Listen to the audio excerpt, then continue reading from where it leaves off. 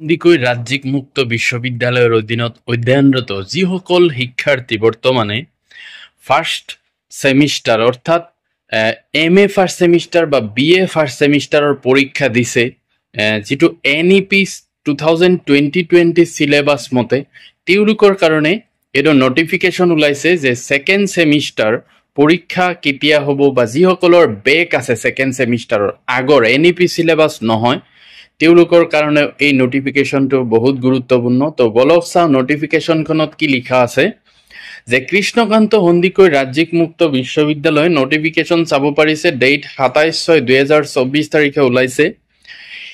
নোটিফিকেশনখনত কি লিখা আছে it is hereby informed to all concerned that the degree second semester NEP syllabus and master degree second semester NEP syllabus regular course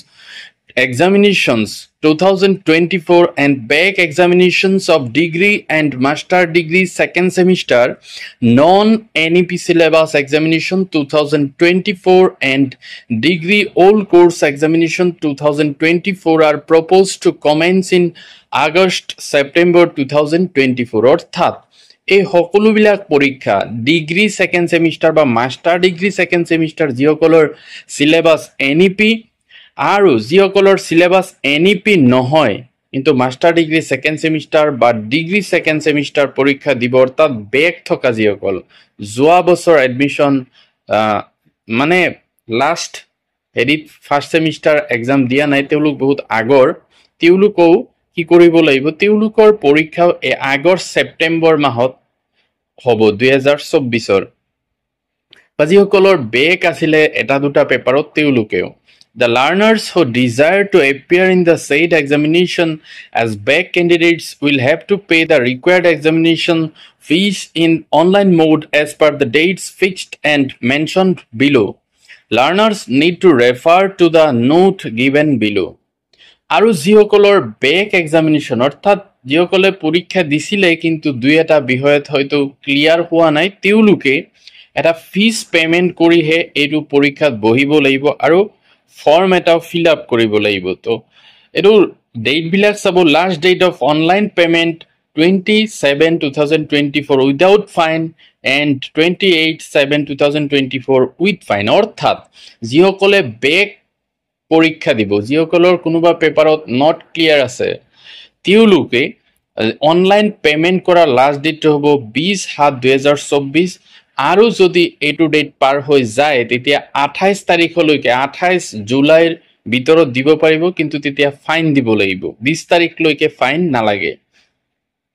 Only those learners will be allowed to appear in the examination who have made successful online payment on time আৰু সেই সকল শিক্ষাৰ্থীক এটো পৰীক্ষা দিয়া বহিব দিয়া হ'ব অৰ্থাৎ বেক পৰীক্ষাৰ্থীসকলৰ কথা কৈছে ৰেগুলাৰ সকলৰ কথা কোৱা নাই যিসকলে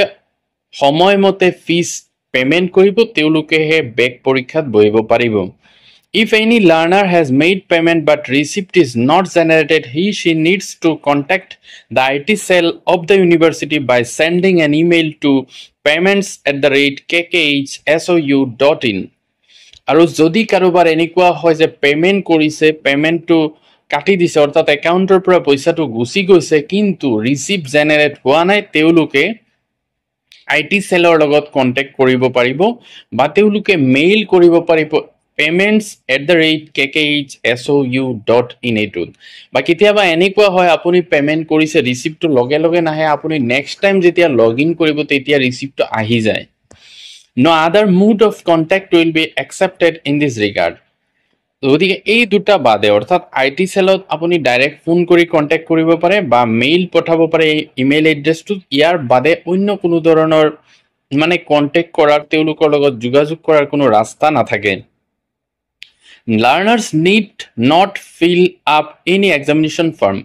Sorry, তো আপোনালোকে তাৰ কাৰণে কোনো ধৰণৰ ফৰ্ম ফিল আপ কৰিব নালাগিব বেক যিসকলৰ আছে কেৱল ফিজটো পেমেন্ট কৰিলে হ'ব মই অলপ আগত কৈছিলো ফৰ্মৰ কথা কিন্তু ফৰ্ম ফিল আপ কৰিব নালাগে আগত এনেকুৱা আছিল সেইকাৰণে কৈছিলো তো এটো মনত ৰাখিব কেৱল ফিজৰ ওপৰত আপুনি বেক পৰীক্ষাটো দিব পাৰিব খালি ফিজটো পেমেন্ট কৰিব এটো অপচন আহিবই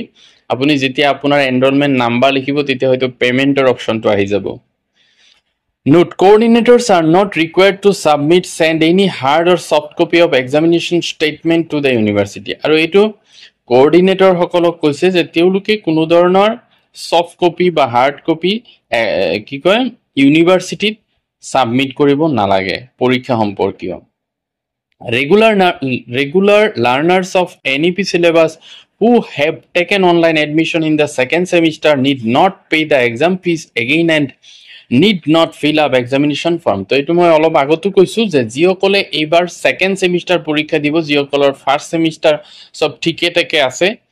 তেওঁলোকে কোনো ধৰণৰ ফিজ পেমেন্ট কৰিব নালাগে পৰীক্ষাৰ কাৰণে বা কোনো ধৰণৰ ফৰ্ম ফিল আপ কৰিব নালাগে। Enrolment numbers of master degree learners of non NEP syllabus. তো এইটো মনত ৰাখিব, যিসকলৰ সিলেবাস এনইপি নহয়, অৰ্থাৎ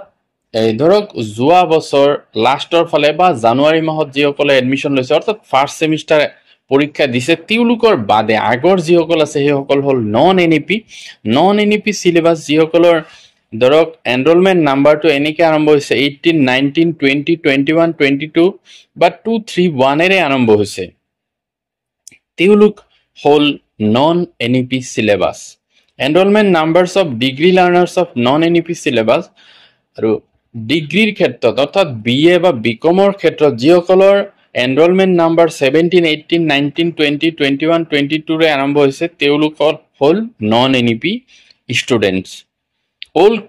course back examinations for the degree second semester examination 2024 are valid only for the batch whose enrollment number begins with 16. তো এইটো মনত ৰাখিব, যিসকল ডিগ্ৰী সেকেন্ড সেমিস্টাৰ বেক দিব খুজিছে, যিসকলৰ এনৰোলমেন্ট নাম্বাৰ 16 এৰে আৰম্ভ হৈছে, তেওঁলোকলৈকেহে ধৰিব, ইয়াৰ আগৰ হলে তেওঁলোকে পৰীক্ষা দিব নোৱাৰে। No exam for all course master degree as the tenure is over. আৰু যিসকলে মাস্টাৰ ডিগ্ৰী আছে তেওঁলোকৰ ওল্ড কোৰ্সৰ কাৰণে কোনো ধৰণৰ পৰীক্ষা দিয়াৰ সুবিধা নাই। ওল্ড কোৰ্স বুলি ক'লে এইটো গম পাইছেই চাগে, ধৰক ডিগ্ৰীৰ ক্ষেত্ৰত 16 ধৰিছে, কিন্তু মাস্টাৰ ডিগ্ৰীৰ ক্ষেত্ৰত 18ৰ পৰা ধৰিব। 18ৰ আগৰ যদি কোনোবা আছে এনৰোলমেন্ট নাম্বাৰ ধৰক 17 এৰে আৰম্ভ হৈছে বা তাৰ আৰু আগৰ, তেওঁলোকে এইটো পৰীক্ষা দিব নোৱাৰে। কিন্তু 18, 19, 20, 21, 22 ৰে আৰম্ভ হোৱা যিসকল শিক্ষাৰ্থী আছে তেওঁলোকে মাস্টাৰ ডিগ্ৰী তেওঁলোকে পৰীক্ষাত বহিব পাৰিব। তো এইখিনি আছিলে গুৰুত্বপূৰ্ণ ইনফৰমেশ্যন। আশা কৰো এইটো আপোনালোকক উপকৃত কৰিব, যিসকল বেক এক্সামিনাৰ্স আছে অৰ্থাৎ বেক পৰীক্ষা দিব বা যিসকল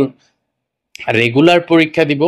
গতিকে ভিডিঅ'টো ভাল লাগিলে লাইক এটা কৰিব আৰু মোৰ চেনেলটো সাবস্ক্ৰাইব কৰি থব এনেকুৱা ইনফৰমেশ্যন আগলৈ সোনকালে পাবলৈ। তো এইখিনি আছিলে, থেংক ইউ।